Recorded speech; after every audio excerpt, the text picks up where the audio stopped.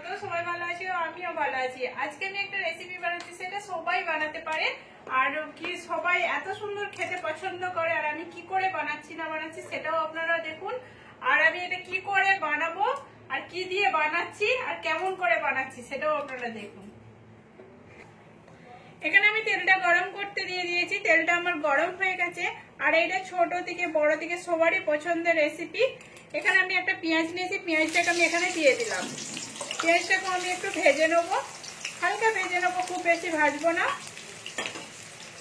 আর এই রেসিপিটা যে বানাচ্ছি, এই রেসিপিটা খুবই জলের প্রয়োজনটা খুব কম হবে। আর রেসিপিটা খুব সুন্দর তাড়াতাড়ি বানানো যাবে, 2-3 মিনিটের মধ্যে বানানো হয়ে যাবে।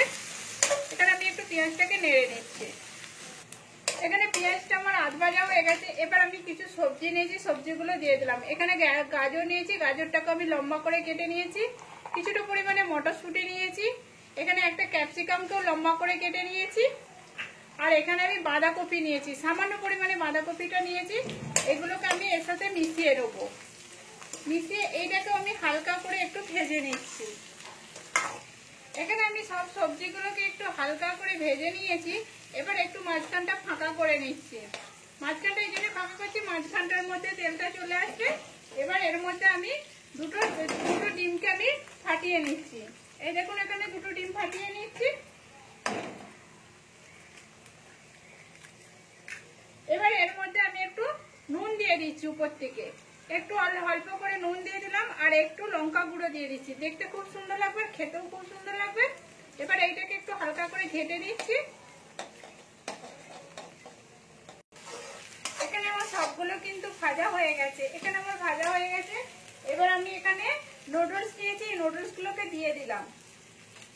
এটাকে একটু ভেঙে নিচ্ছি, গুঁড়ো করবো না আমি, কিন্তু শুধু লম্বা লম্বি একটু ভেঙে নিচ্ছি। এরকম করে আমি সবগুলো দিয়ে দিলাম। এখানে আমি 2-3টে নুডলস নিয়েছি, 3টে নুডলসের ভাগ নিয়েছি, এই দেখুন দিয়ে দিচ্ছি এখানে। এবার এইটাকে এর সাথে মিশিয়ে নেবো, দিচ্ছি হালকা করে। আর এইটা লম্বা লম্বাই লাগে আর খেতেও খুব সুন্দর লাগবে। একটু মিশিয়ে নিলাম ভালো করে। এবার এর মধ্যে আমি জল দিয়ে দিচ্ছি। এখানে আমি 3টে নুডলস নিয়েছি বলে এখানে আমি 3.5 বাটির মতো একটু জল নিয়েছি। আমার এখানে নুডলস গুলো কিন্তু একটু মানে সরু সরু ছিল, সেই হিসাবে আমি একটু কম জল দিলাম। যেটা মোটা হবে সেখানে কিন্তু একটু জলের পরিমাণটা একটু বেশি লাগবে। আমি একটু ডুবিয়ে নিচ্ছি ভালো করে, দিয়ে একটু ঢাকা দিয়ে দেবো আমি। এটা 10 মিনিটের মতো আমি ঢাকা দিয়ে দিচ্ছি। এখানে আবার আমি খুলে দেখে নিচ্ছি এখানে জলটা আছে কিনা। এই দেখুন, আমি একটু নেড়ে নিচ্ছি। আর এখানে কিন্তু আমার একটু জল নেই, আর এখানে পুরো ভালোভাবে ঝরঝরে হয়ে গেছে। আর আমি এটা দেখাচ্ছি হাত দিয়ে, দেখুন সিদ্ধ হয়ে গেছে আমার। তার মানে আমার এটা হয়ে গেছে এখানে। এবার এর মধ্যে আমি কিছু মশলা দিয়ে দেবো, যেটা একটু হালকা হালকা যে জলটা লেগে আছে সেই জলটা পুরোটাই টেনে নেবে।